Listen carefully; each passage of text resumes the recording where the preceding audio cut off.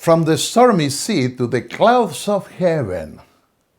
Welcome to the second half of Daniel's book, a section that is entirely prophetic, and where the prophet recounts his experience in relation to the visions he receives. The first Christians in the first centuries, and then the Protestants, when they revived prophetic fervor, understood that the four beasts or monsters of Daniel 7 represented the four universal empires that were to happen from Babylon to Rome. In some European cathedrals that joined the Protestant Reformation, these four beasts can be still seen in sculptures or pictures with the inscription of the empires of Babylon, Medo-Persia, Greece, and Rome. Among them is the Strasbourg Cathedral, at the base of the great clock where at 12 o'clock the disciples pass before Christ, who blesses them. You can see the different empires painted with their names. Some sculptures in another cathedral in Nuremberg contains the four beasts of Daniel 7. You may see the pictures in the slide.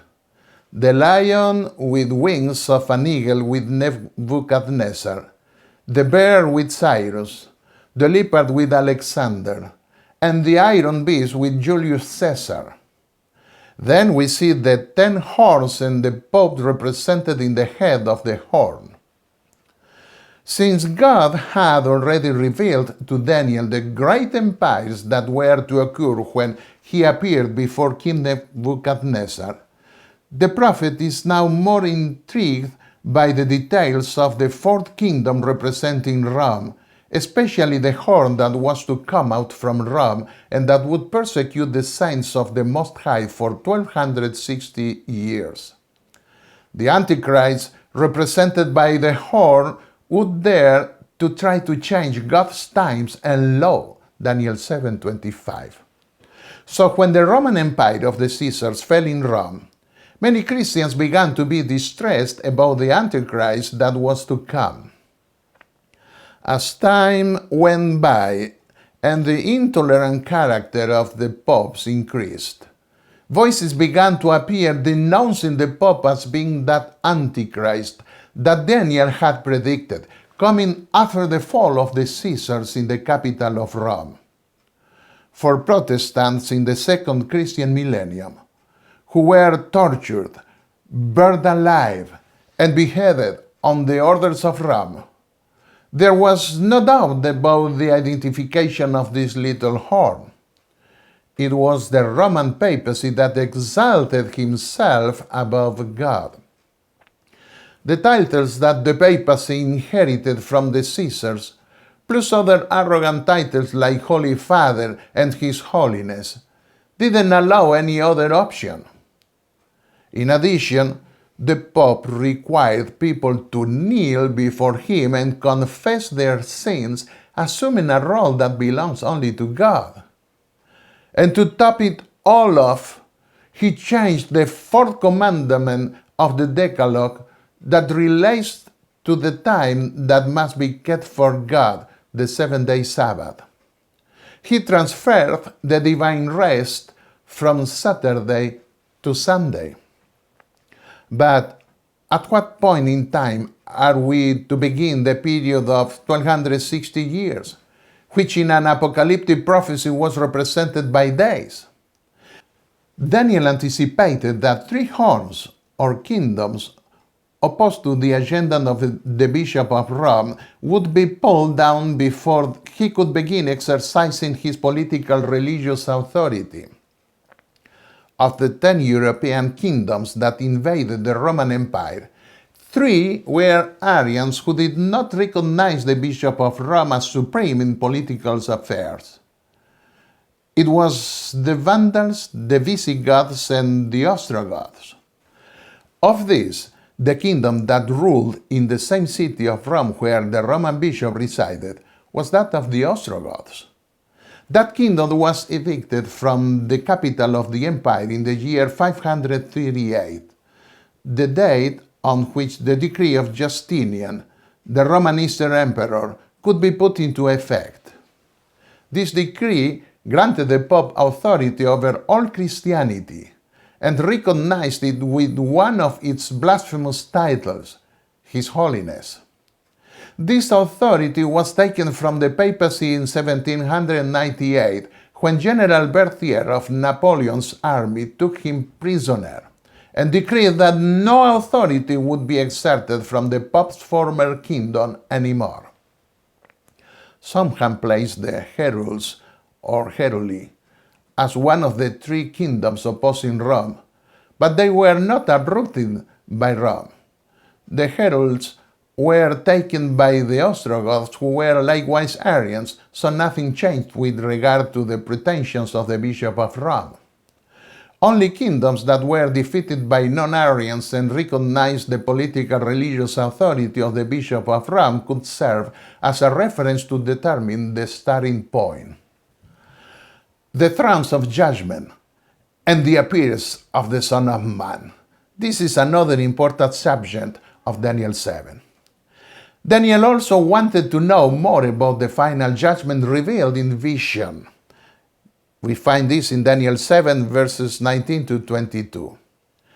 In my book, The Apocalyptic Times of the Sanctuary, I document these historical facts extensively, as well as their biblical and theological implications.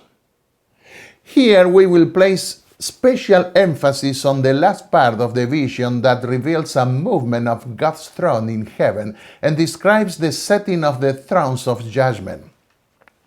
This event in heaven comes after the political religious authority of the papacy is taken from it, that is, after 1798, when, according to all historians, there begins a new era in the history of mankind.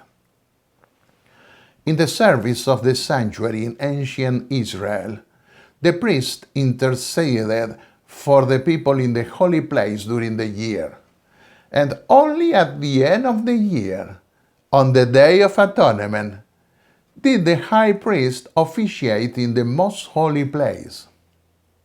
The latter represented the great day of the final judgment.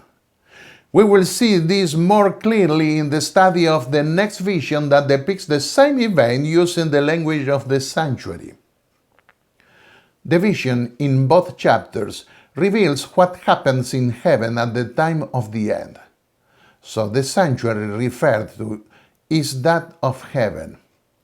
And in this context, the movement depicted in the vision is from the holy place to the most holy place. Thrones are established, and the Ancient of Days sits upon his throne. The books of judgment are opened, and the Son of Man appears before the throne. Before the greatest court on earth, that same heavenly being stood as the Son of God to protect the brave young Hebrews from the blazing furnace. Before the greatest court in heaven, he presents himself as the Son of Man to intercede for them when the hour of the final judgment comes. He is a perfect mediator between God and man, because in him divinity is merged with humanity and can accurately understand the two parts of the cosmic conflict that afflicts the universe. Jesus referred to himself as being the Son of Man. But some get confused when they want to locate the time and place of their appearance before God in Daniel 7, represented there as the Ancient of Days. Let us notice first that, unlike we might say, Daniel doesn't say the old man of years, but the Ancient of Days, because for Daniel the term days represented years. In relation to the moment itself referred to in the vision, some place the appearance of the Son of Man at the inauguration of his ministry in heaven, and do the same in the parallel vision of Revelation 5. They don't realize that there are two appearances of Christ before the Father. The inaugural one to be endowed as a high priest, and one at the conclusion of that ministry for a work of judgment. This same confusion is seen with respect to the different purpose of the two appearances of the Son of Man. Many confuse the throne of grace with the throne of glory, the order of Melchizedek with the role of David. They do not know that at the first arrangement, in the 31st year of the Christian era, Jesus was crowned as priest-king according to the order of Melchizedek and sat at the right hand of God on a throne of grace. Hebrews 4 verses 14 to 16. But he was not then invested as king of the New Jerusalem, as David had been over all Jerusalem. After finishing his war of mediation and judgment, Jesus would sit again now on the throne of glory. Said the Lord, when the Son of Man comes in his glory, and all the angels with him, he will sit on his glorious throne. Matthew 25 verse 31. The spirit of prophecy expressed it in words that cannot be misinterpreted. When Jesus went up to heaven, he was expected to sit and rule upon his throne, to officiate as priest upon his throne, and she quotes Zechariah 6 verse 13. Not now upon the throne of his glory, she said. The kingdom of glory has not yet been ushered in. Not until his work as a mediator shall be ended will God give him the throne of his father David, a kingdom of which there shall be no end. She quotes Luke 1 verses 32 and 33. Because of this ignorance and confusion regarding the two different moments and two different kingdoms that Christ was to assume in the temple in heaven, some cannot perceive the direct relationship of the two visions of the judgment in Daniel 7 and Revelation 5.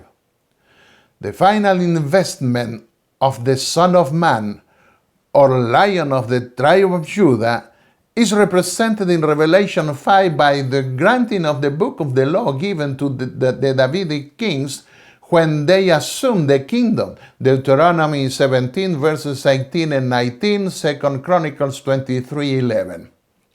And since the throne of David his father, which represented the throne in the New Jerusalem, would not be given before concluding the judgment, the ceremony in Daniel 7 and Revelation 5 has to point to that final stage, not to the inaugural one. It is then that our high priest Jesus says to those who follow him on earth at the time of the end, I am going to my Father to receive the kingdom. Where?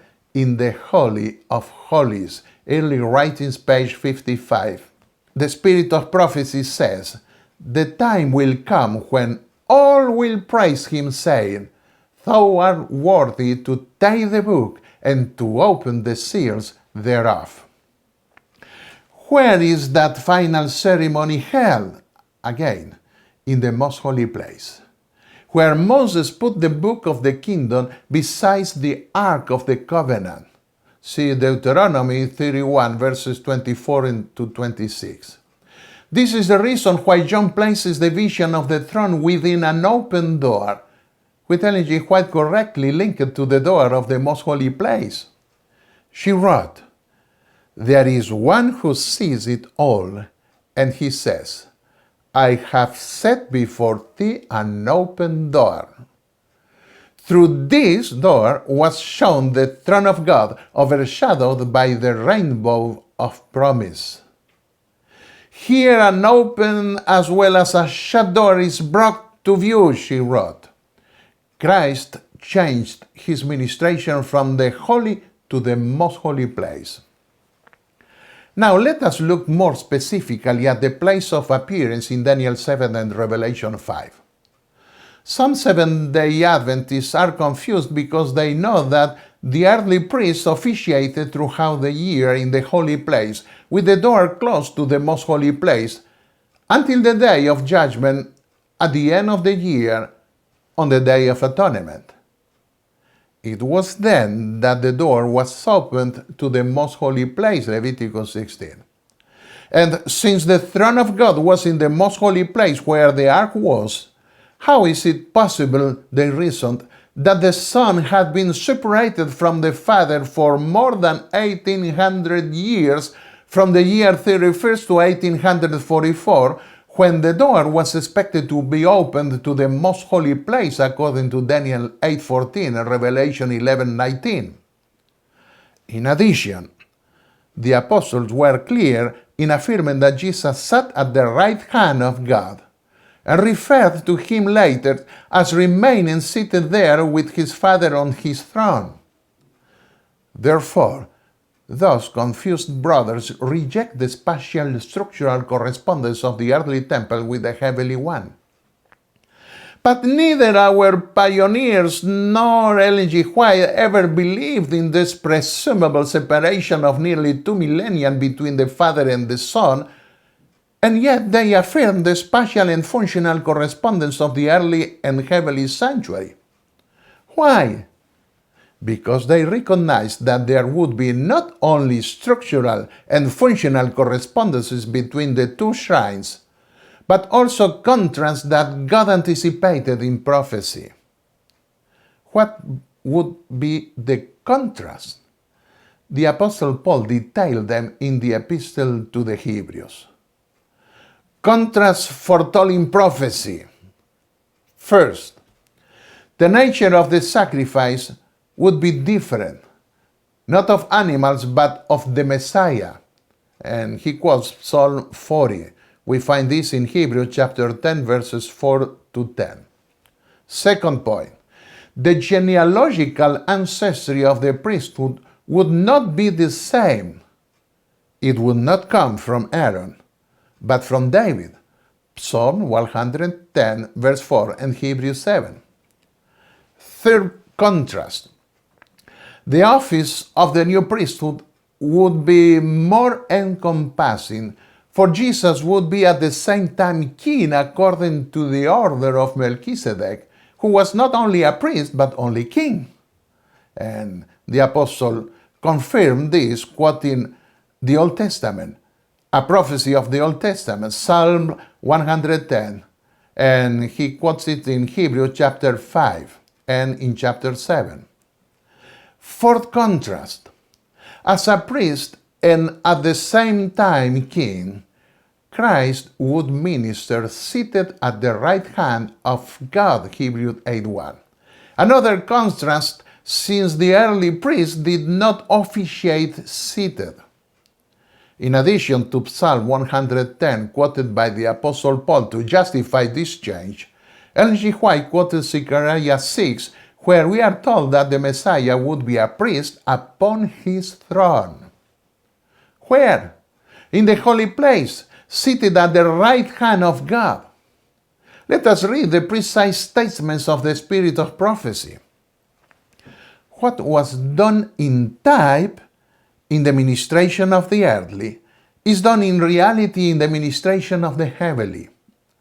After his ascension, our Savior began his work as our high priest. In harmony with the typical service, he began his ministration in the holy place. And in 1844, according to the vision of Daniel 7 and 8, the Father and the Son moved to the most holy place for a final work of judgment, where the Son would receive the kingdom of David. As foreshadowed in the time, wrote Ellen G. White, and foretold in the Scriptures, Christ, at the time appointed, entered the most holy of the temple of God in heaven. He is represented by the prophet Daniel as coming at this time to the Ancient of Days. Indeed, there is no prophecy pointing out a change in the structure of the heavenly temple. And Daniel 7's vision shows us that in the time of the end, there is a movement of the Father that now sits on his throne in the most holy place, where thrones are established that second his work of judgment. It is then that the Son goes from the holy place where he had been sitting at the right hand of his Father to the most holy place to officiate standing in the midst of the final court of judgment. At the conclusion of the judgment, the Lamb sits on the throne of his glory and is proclaimed King of Kings and Lord of Lords. I develop and document all of this extensively in my second and third seminars of the sanctuary, the apocalyptic expectations of the sanctuary and the glorious fulfillments of the sanctuary, with precise quotations from the Bible and the spirit of prophecy. In the vision of the court of heaven, Daniel sees books being opened. The emphasis of the vision of Revelation 5 is on the book of the kingdom that will empower the second David to be king of those he rescued with his blood. In the rest of the book of Revelation, the 4 living beings and the 24 elders always appear in the context of the final judgment and the appearance of the redeemed before the throne of God. It makes no sense to restrict this vision to Christ's ascension after his resurrection. The fact that the books of judgment are open proves that, in addition to enforcing the Son of Man with power and dominion, something also emphasized by Revelation 5, the purpose of the judgment is to investigate the testimony of God's people. Because Daniel is also told that judgment is given in behalf of the saints of the Most High, Daniel 7:22, after which they receive the kingdom together with the Son of Man. How wonderful it is to know that we will soon appear before that court of heaven after being vindicated in judgment. What a spectacle it will be to stand before the throne of God with the great multitude of redeemed, before the 4 cherubs surrounding the throne of God, the 24 elders, and the millions and millions of angels who will acclaim God's work of redemption. Let us prepare for that glorious event, because the Lamb's wedding is ready. And soon we will be granted the privilege of sitting at the table to participate in the wedding supper.